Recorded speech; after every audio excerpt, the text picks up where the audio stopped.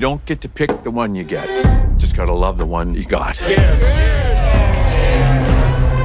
I always knew this day would come. I got it. I don't think you got it. I held him off for years. Charlie! Get up here! He's a relentless son of a bitch. Won't stop till he finishes the job.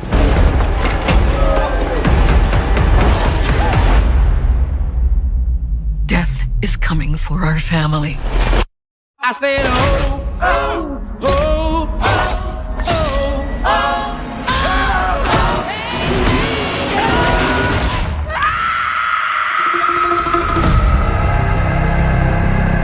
Grandma, what's happening to us? Years ago, I had a premonition that started it all. I saw what death was about to do.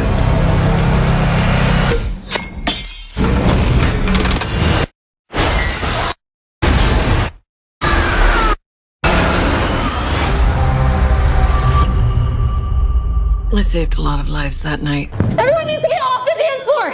Lives that were never meant to be saved. But death doesn't like it when you mess with his plans. This book, it will show you everything you need to know to keep our family safe. It all started with Grandma. Death is coming for us because we were never supposed to exist. Watch out! Only by embracing death will it pass you by. Maybe Death's not actually coming for our family. Because that would be crazy. Good luck.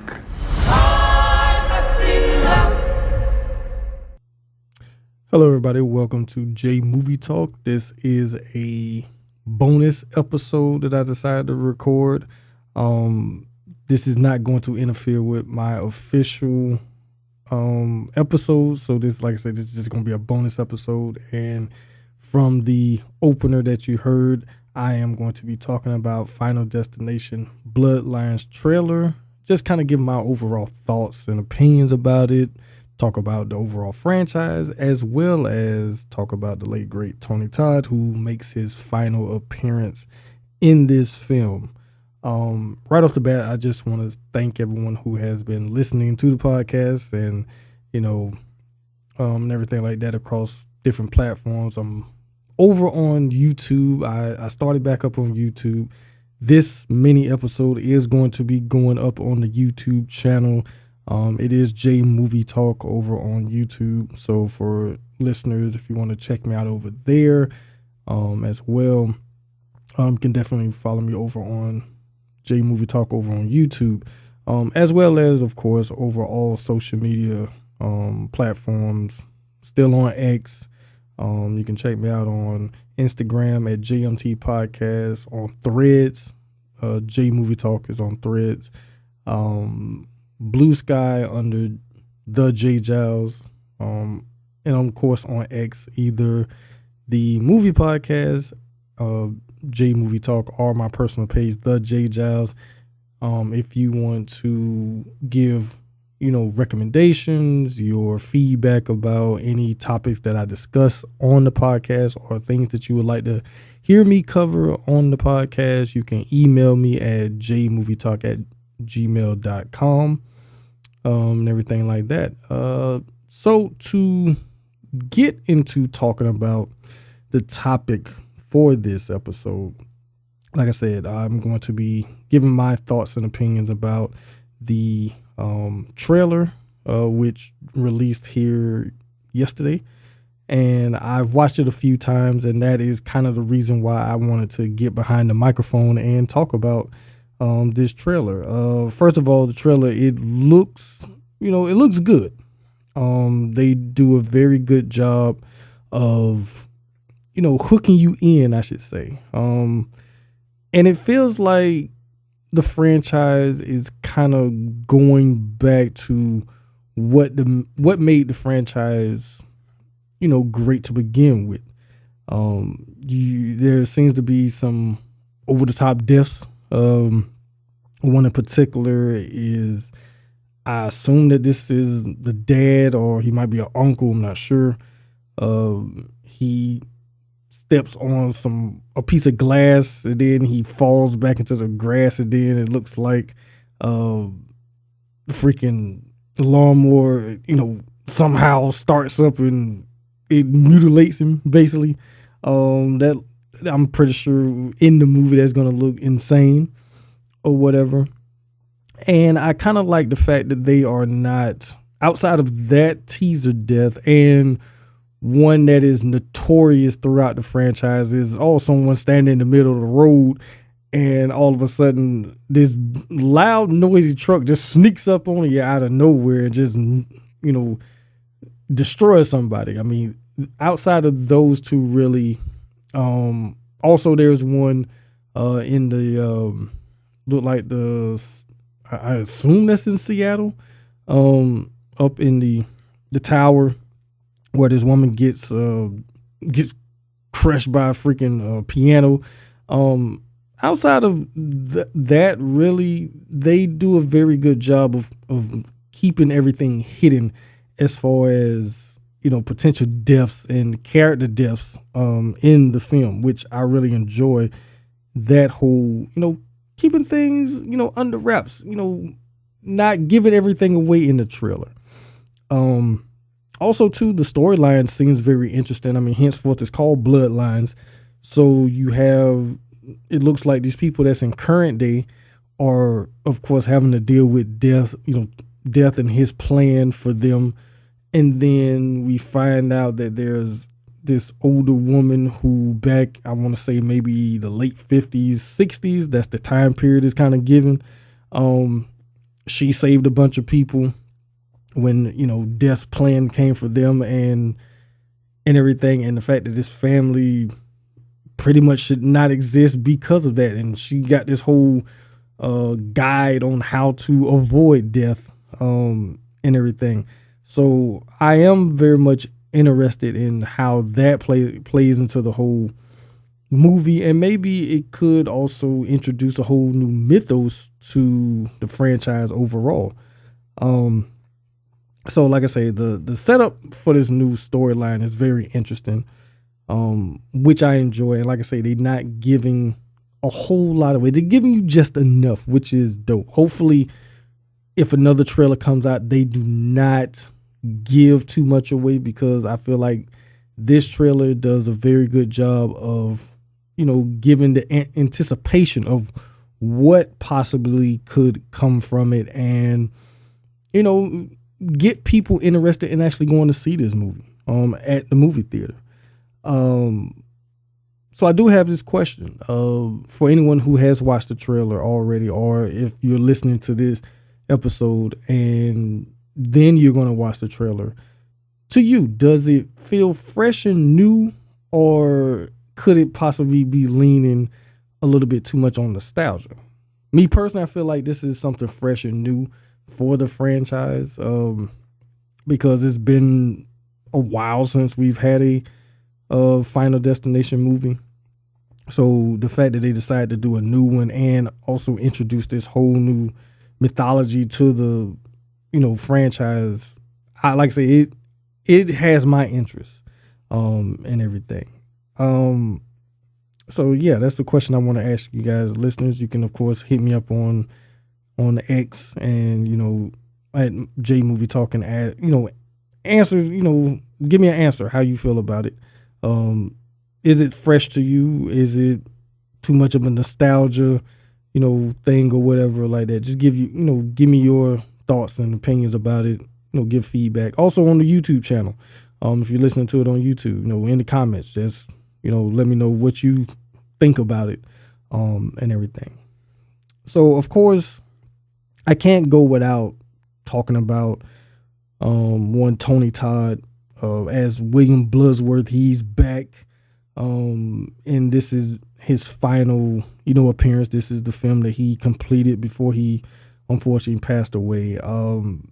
Is great, to see him in his final performance in the genre that he's synonymous with, for the most part, even though he's done movies outside of the horror genre. But, with him, as William Bloodsworth, that voice, when you first hear his voice in the trailer, it's like, oh, we know who that is, and everything. And just having him be a part of it. And I'm pretty sure that at the end of the film, they will probably do a nice tribute to him because he's been the constant of this franchise, and everything. Speaking of the franchise, as a whole, I have been going back and watching the franchise overall.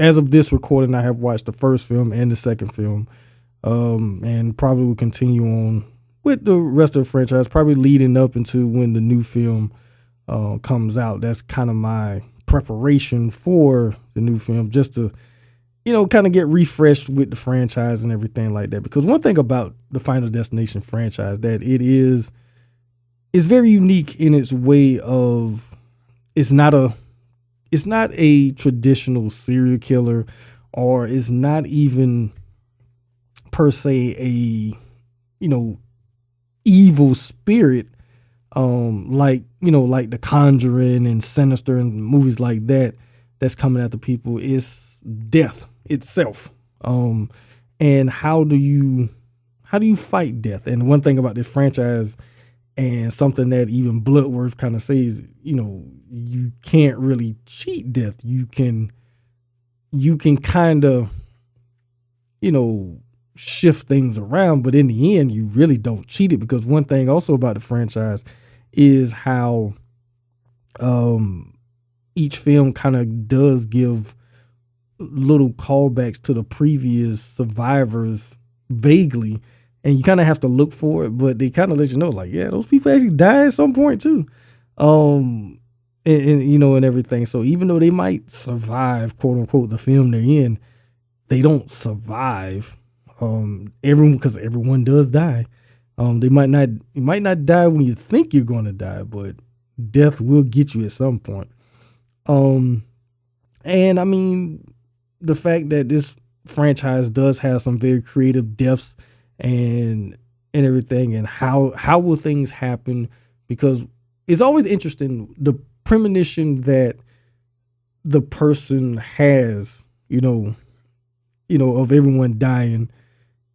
Then because certain people get saved, we see them die a completely different way than what the premonition gave. And it's just like, you actually you basically see the characters die twice in the film. It's just, they don't die in, the same way either. From whatever the original tragedy was, they end up dying in completely different ways and everything. And I've always liked how the franchise kind of handles that. And it always makes you wonder, like, well, who's going to survive? Who's going to die? And because pretty much anybody is always, everybody is pretty much, in the crosshairs of death. I would say the only person that's always kind of safe within the film that they're in is the one that's having the premonition, for the most part. I mean, part 3, the ending to that one, I mean, pretty much is, well, everybody kind of got screwed on that train, and everything. But outside of that, whatever film that they are in, for the most part, they're safe. Also, part 5, which we find out is basically a prequel to the first film. So yeah, they don't survive that one either. But all the other ones, everyone is pretty much safe within the film that they're in, and everything. I will say this, just kind of going back and, how I was introduced to the franchise overall. I mean, the first time I didn't see the first film at the movie theater, but I know when it would play on television, I just always would watch it and everything. And come to think, I don't think I've seen any of them at the movie theater. So Bloodlines actually would be the first one I go to the movie theater and actually see on the big screen. But I have been, I would say I've been a fan of the franchise since day one. I have seen all of them, and I enjoy all of them for the most part. Part 4 is kind of the one I probably watched the least.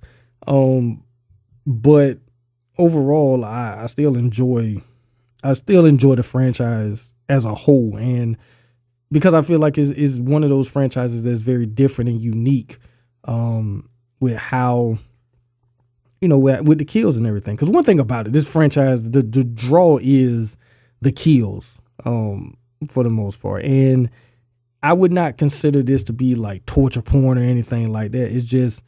It's a interesting premise, and each film does give creative ways to kill off the characters, and everything.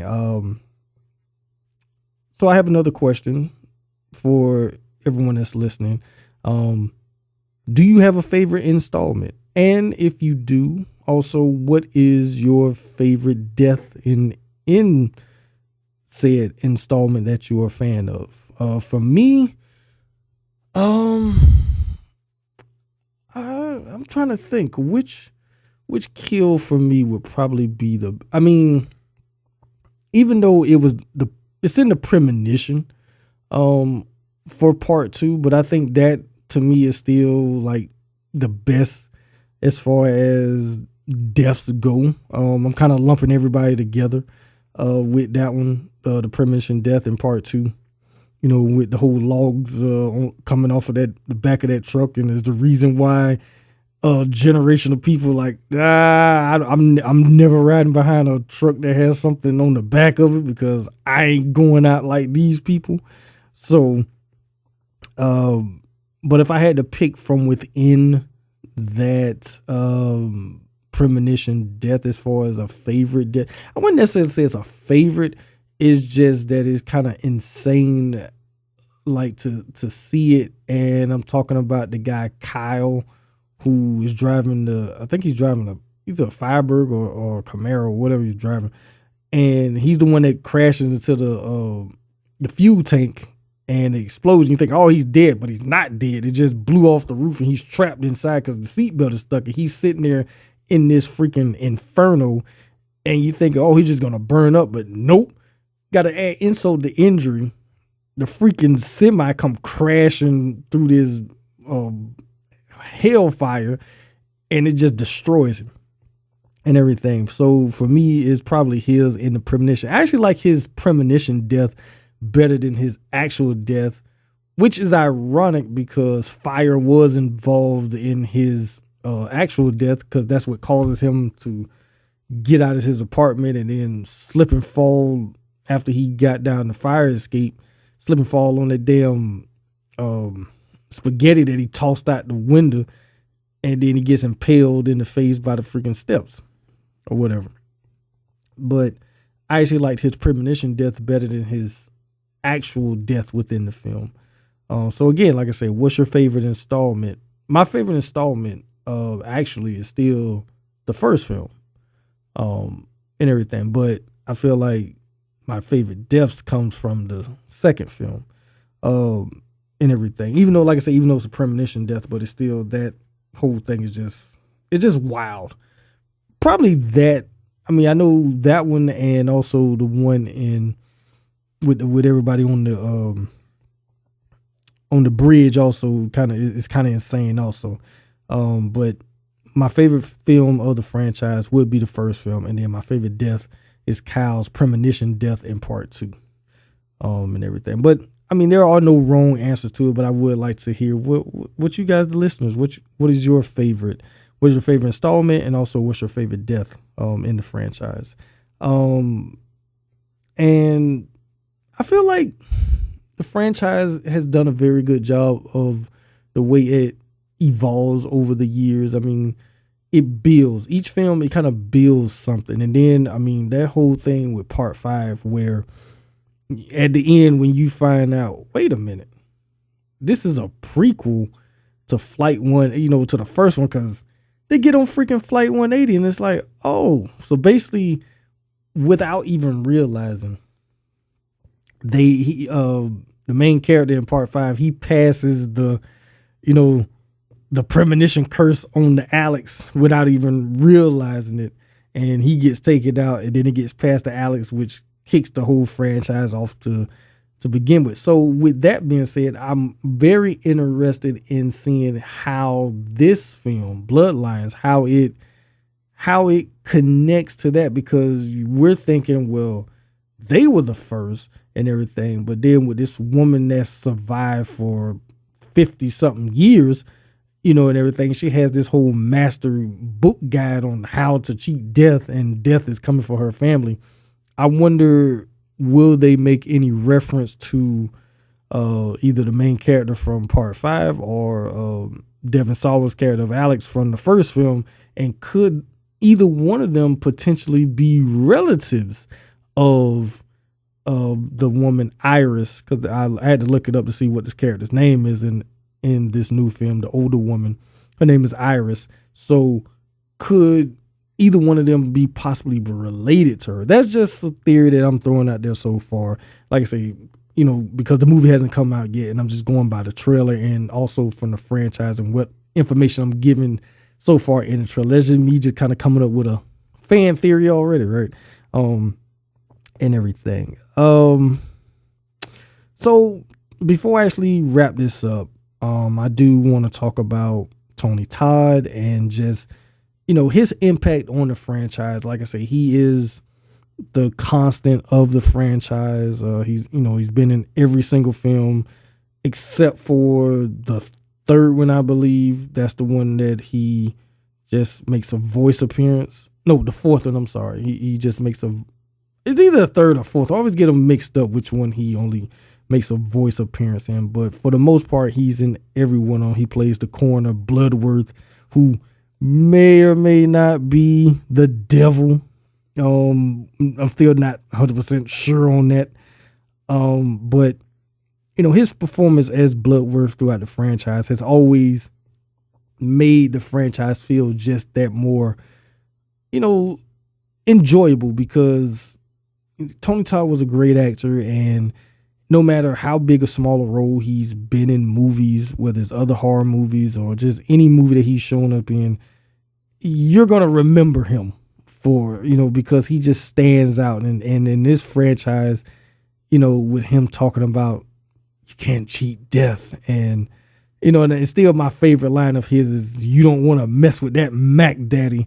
And it's like, yeah, Tony Todd really could have been in some damn blaxploitation movies with lines like that. But he just always added a little bit more to the franchise, and he surely is missed. And I know that, at least for me, this is he's one of the reasons why I'm definitely going to see this movie at the movie theater, because I was a huge Tony Todd fan, and outside of his performances, as Candyman, which is the role that he will forever be known for. He even mentions it in the horror noir documentary, like him playing Candyman. He's going to be Candyman for the rest of his life, and he was, and even beyond, he will always be Candyman, and everything. But he's always, given great performances, whether it's, like I say, in horror films or even in other films. I mean, one movie that always sticks out is his performance in The Rock, because his line in that where he's like, I want my fucking money and everything. And like, he really meant it too. Just like I say, movies that he show up in, and he was always a great presence on camera. And I mean, I personally have never met the man, but I would have liked to have met him, because he just always seemed like, like you just sit and talk with him, and he probably like give you a lot of freaking knowledge on stuff, or whatever. But like I said, he surely would be missed, and of course that iconic voice of his. And yeah, it's unfortunate that he passed away, but his legacy will always live on in films, Candyman, the Final Destination films, and all the other films that he's shown up in over the years, and everything. And like I said, he surely will be missed. So to wrap this whole thing up, even though this is his last performance. And like I said earlier, it is like a bittersweet thing of him in the film. But yeah,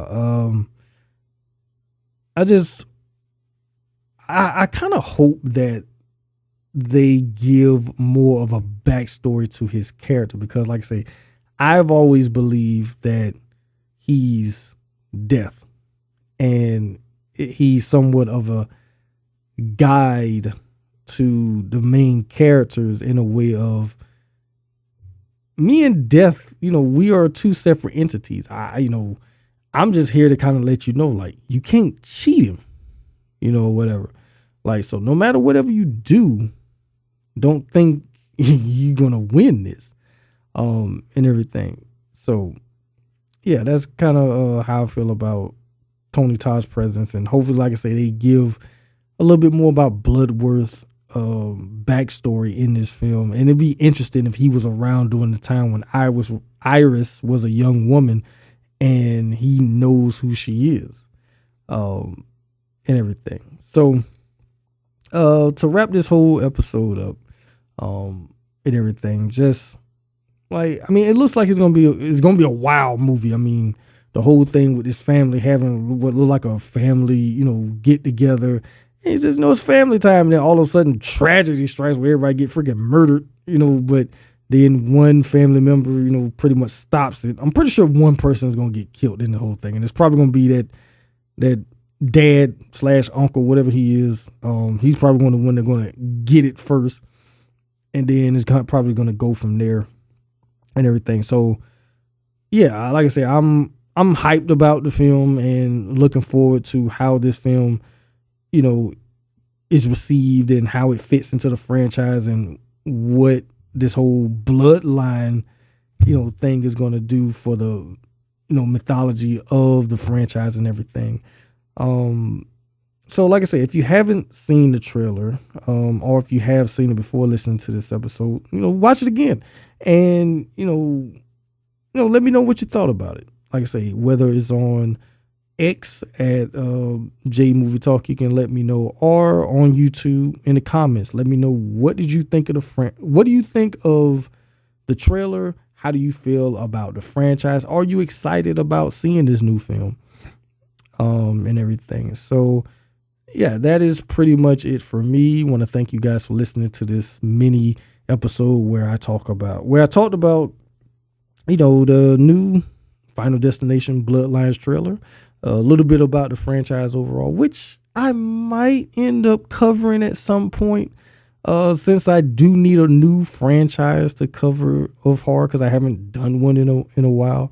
And like I say, since Friday the 13th is done, as far as me doing commentaries and everything, and like I say, I'm looking for another series to kind of go through. Who knows? Maybe it could be the Final Destination franchise that I decide to do that with. I don't know yet. But when I do, I will let you guys know. Thank you all for listening. And of course, you can check out all of the Movie Talk episodes, a part of the TV Zone Podcast Network, wherever you listen to your podcast at: Apple Podcasts, Good Pods, iTunes, Stitcher.